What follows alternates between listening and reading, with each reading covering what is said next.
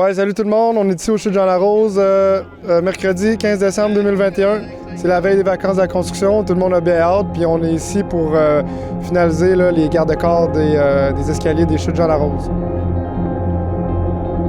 Il y a 2-3 personnes que je vous ai pas présentées depuis le début des vidéos. C'est les foreurs, donc Stéphane, Sylvain, puis Pierre-Luc, notre contremaître de chantier. Je suis vraiment content de tout le monde. On a vraiment fait un bon travail d'équipe. Puis je pense que tout le monde est vraiment content d'avoir participé au projet. Puis on va enfin pouvoir en profiter de ce site-là. Bonjour tout le monde, moi c'est Pierre-Luc.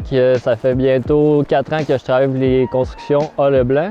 On a commencé ici en septembre. On a travaillé ici pendant 2 mois, mais là on a manqué de bois pour compléter les gardes. Donc là, on a reçu le bois ces derniers jours. On est présentement en train de finaliser les gardes manquants.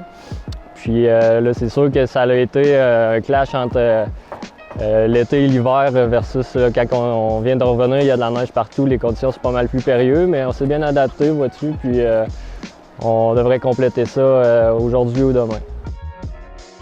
Stéphane Gravel, travailleur cordiste, foreur. La particularité ici, ça a été le terrain. Même si c'est un terrain où on est habitué nous autres de travailler en complète verticale, ici c'était un peu, je dirais quasiment 60 degrés.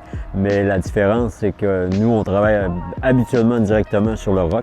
Puis ici, on avait une couche de minimum 1 mètre de matériel, là, peu importe, de souches, de racines, de cailloux pourris, bref, tout pour coincer puis avoir beaucoup de problèmes. Ça n'est pas trop arrivé souvent, ça s'est bien passé, puis c'est ce qui a été vraiment remarquable. Le terrain a joué de notre bord malgré tout. C'est sûr qu'il y a 2 ans, quand André m'a donné le cadre de ce contrat-là, j'ai pas hésité. 1, parce que c'était chez nous.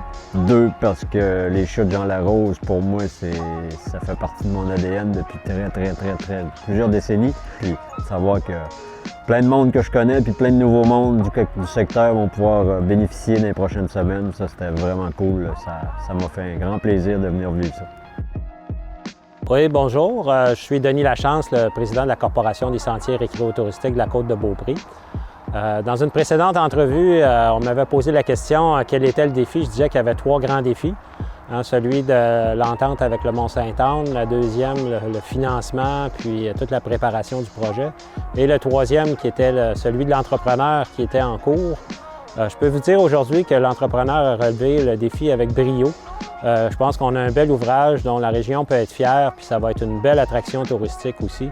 Puis un gros plus dans les équipements de plein air pour la région de la Côte-de-Beaupré.